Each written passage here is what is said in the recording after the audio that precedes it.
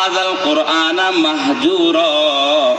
আয় আল্লাহ, আজকে তাদের বিরুদ্ধে আমি কোরআন মামলা দায়ের করলাম। বলেন না নাউযুবিল্লাহ। আর কোরআন যদি কিয়ামতের ময়দানে কারো বিরুদ্ধে দাঁড়িয়ে যায়, যদি কোরআন কারো পক্ষে যায় বা কারো বিরুদ্ধে যায়, যার বিরুদ্ধে যাবে তার জন্য কোন রাসূল, কোন নবী, কোন শাহাদা, কোন সাহাবী, কোন শহীদ, কোন আলেম, কোন হাফেজ কেউ আর সুপারিশ করতে পারবে না।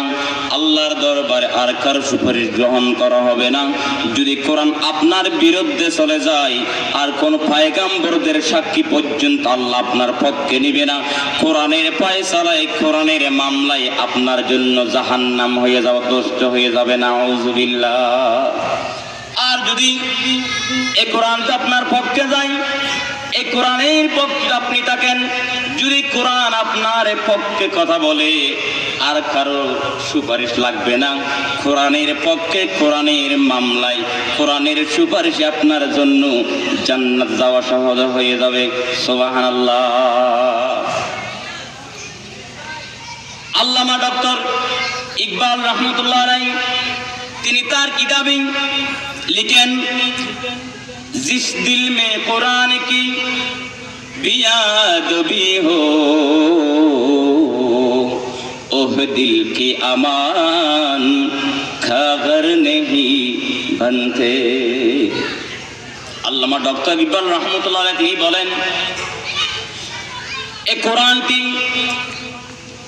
যেই দিলে কোরআন নাই, যে ঘরে কোরআন নাই, যে দেশে কোরআন নাই, যে এলাকায় কোরআন নাই, যে অন্তরে, যেই দিলে কোরআন নাই, সেটা হচ্ছে একটা রহমতের দিল নয়, সেটা আল্লাহর গজবের দিল, সেটা আল্লাহর গজবের ঘর, সেটা আল্লাহর গজবের জমিন।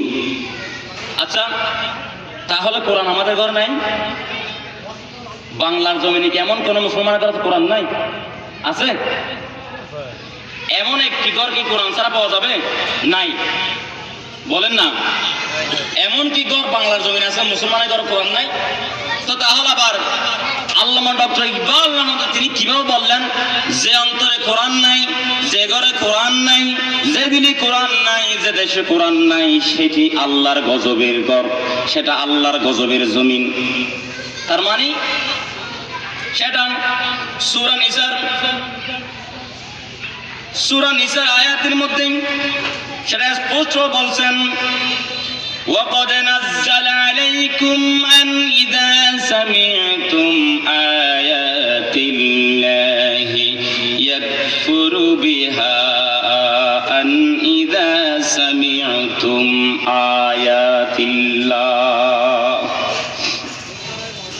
সূরা নিসার 41, 42, 43 এই তিনটি আয়াতের মধ্যে যে কথা বলা হয়েছে, এই কথা যদি স্পষ্টভাবে কোনো আন্তর্জাতিক বক্তা যদি কোনো বড় মাহফিলে বলে, হয়তোবা পরের দিন তিনি ভারতের রয়ের এজেন্টের মাধ্যমে গুম হয়ে যাবে। হচ্ছে না? আমার দেশের মানুষ জানেন এখনো বুঝতেছে না, এ বাংলার জমিনের প্রত্যেক গুরুত্বপূর্ণ জায়গায় জায়গায় ভারতের রয়ের এজেন্ট এমন ভাবে কাজ করতেছে, ও জাতি জেনে রাখো, ভালো করে খেয়াল রাখো। যদি এই জাতি যদি এটা যদি মাথায় না রাখে, খুব শীঘ্রই আল্লামা সাঈদী একটা কথা বলেছিলেন, এখনো আমরা সেভাবে মোকাবেলা করতে পারি নাই, এখনো সেভাবে মোকাবেলা করতে পারি নাই।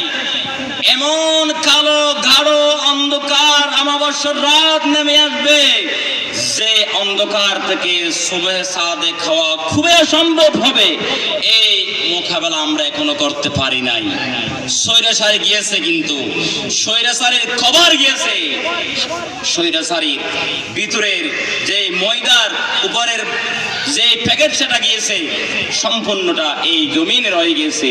এই জন্য এই জমিন এমন কোনো দিন নাই হত্যা হচ্ছে না, এমন কোনো দিন নাই রক্তপাত হচ্ছে না। এই সবগুলো ভারতের এজেন্টের মাধ্যমে কাজ হচ্ছে। কেন? আমার জাতি কোরআন থেকে দূরে। আল্লামা সাঈদী এই কোরআনকে এই জমিনে মানুষের কাছে বুঝাতে 50টি বছর পর্যন্ত কেঁদেছে। এই জাতি এখনো বুঝে নাই। সম্মানিত আমার বন্ধুরা, আল্লামা ডক্টর ইকবাল রহমতুল্লাহ আলাইহি তিনি বলেন,